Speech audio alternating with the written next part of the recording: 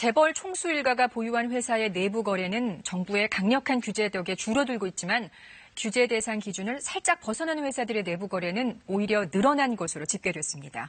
이승훈 기자가 보도합니다.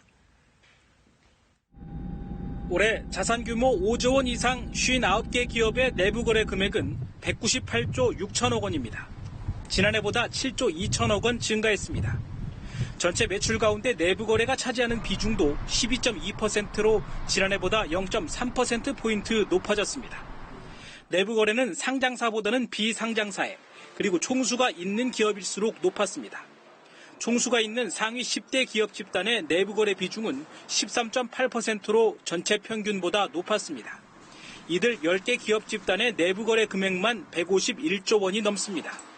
정부가 강력한 감시 의지를 밝힌 총수일과 사익 편취 규제 대상 기업의 내부 거래 비중은 지난해보다 2.9%포인트 감소했습니다.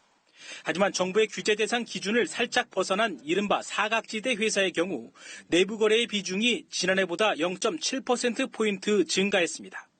금액으로는 3조 원 가까이 늘었습니다.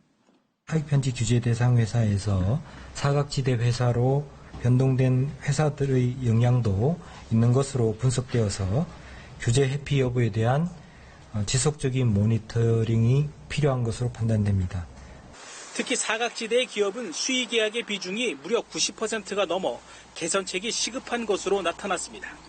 정부는 사익 편취 규제를 강화하고 사각지대를 줄이기 위한 법안을 지난해 11월 국회에 제출했습니다. 하지만 이 법안은 제대로 된 심의도 받지 못한 채 1년 가까이 계류 중입니다. KBS 뉴스 이승훈입니다.